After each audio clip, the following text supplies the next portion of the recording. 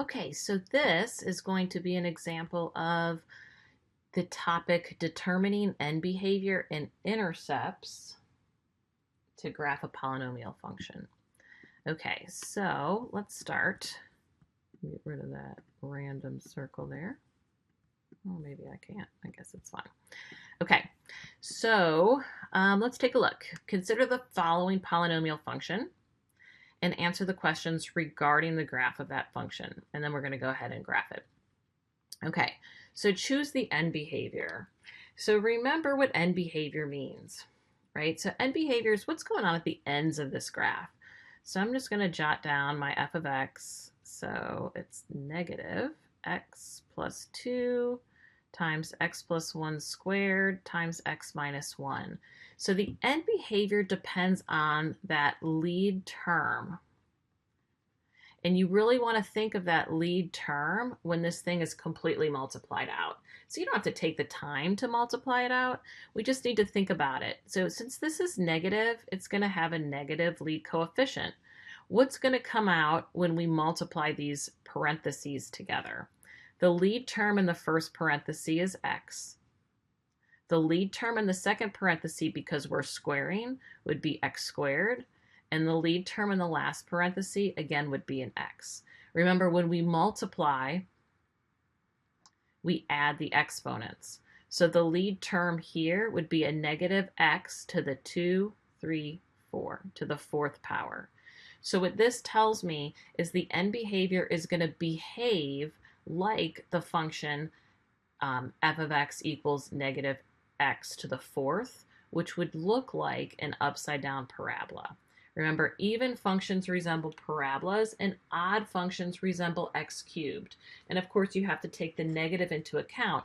Since the negative is there, it would be an upside down parabola type looking graph.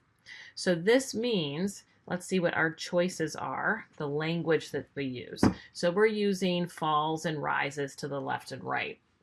So if it's an upside down parabola, when I look to the right, it falls, and when I look to the left, it falls. So I want falls to the left and falls to the right, which would be the very last one. Okay, moving on, letter B. List each real zero of f according to the behavior at the x-axis. So we're looking for the zeros. Remember, zeros is another word for x-intercept. So this is all beautiful and factored for us. So really, you can think of this as equal to 0, and you're just solving those individual factors, right? When I'm looking for the zeros, so I would have x equals negative 2 here, x equals negative 1 here, and x equals positive 1 for my zeros. We're also then being asked if it crosses or touches at the x-axis. And remember, that's determined by the exponent on the factor. So because I have a 2 exponent on the x plus 1 factor, which gives me the 0 x equals negative 1, the even indicates a touch. So it would touch at x equals negative 1. I can assume an exponent of 1 on this factor, where an odd factor indicates a cross.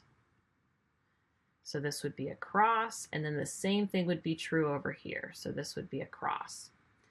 All right, so we can enter that information. It's going to cross at what? We said negative 2 and positive 1. And it's going to touch at negative 1. All right, find the y-intercept. So y-intercept is when x is equal to 0. So be careful. It's, I think it's okay to do this in your head, but you really need to think about it to make sure you're doing your algebra correctly. So if I'm finding f of 0, right, this is negative 0 plus 2 times 0 plus 1 squared times 0 minus 1. So this is negative, 0 plus 2 is 2, 0 plus 1 is 1, squared is 1, and 0 minus 1 is negative 1. So I have two negatives, so I know this is going to be positive, 2 times 1 times 1, which is 2. So that gives me a y-intercept of 2.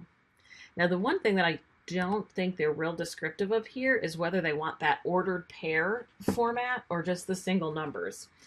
And it really doesn't say. So I'm thinking it's okay to just put 2. It'll tell me if it's wrong. But remember, the actual intercept is 0, 2.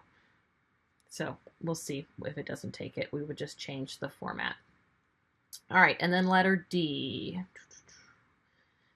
Graph. All right, so let's see if we can get this graph knocked out. Plot all points where the graph of f intersects the x or y axis. So let's do that first. We'll take the little pointing thing, and we want to identify our zeros, which are at -2, and we said it will cross, right? Yep. So, oh, we don't necessarily, okay. So good to know. Let's sketch this out first before we jump into the graph. Let's sketch it on paper first so we know how to mark those. Okay, so I know that I'm going to have zeros at -2 and +1. I'm going to have another one at -1. Okay. And then what else do we know? We know the end behavior. Oh, let's jot down the y. The y-intercept is +2. So we'll do that one too. Okay, so I've got all of those. So now let's think end behavior. So we said the end behavior, it falls to the left and to the right. So I would go to the rightmost x-intercept, and I know it's going to point down. The leftmost intercept, and I know it's going to point down. And then we take in the touch and cross thing. So let's see, it's going to cross at -2, so that'll go up. At this point, we don't know how high it will go up, and that's okay. At -1, we said it touches, so that means it'll like bounce. So we know it'll go through the y-intercept. And again, we don't really know how high it will go after that, but then it must come back down because it crosses again at 1. And so all of that must work seamlessly or you've got something off. So that works. So now I can better answer this graphing question on the computer. So let's plot these. So we've got -2, and it's going to look like this. It crosses and it rises as it crosses. So I can pick that. Oh, why is that guy over there? Okay. -1, and we know that that's a touch, and it's going to look like this, the way it touches, because I sketched it first so I can see that. We know that we've got a y-intercept at 2, and then the next one is at 1, and it crosses and it's falling as it crosses like that. Okay, so that's it. And we plotted all those. We selected the correct behavior. So now I'm going to click on graph. Yeah, and it looks very similar. Like I said, without plotting a couple more points or without the use of calculus, we really can't tell exactly what those local min will be, or those local maxes, excuse me. But that's okay because Alex will take care of that piece for you. We just need to plot the intercepts and the end behavior and then, how it's going to touch or cross. So I'm satisfied. I think that looks good. Let's check it. Woohoo! All right, good deal.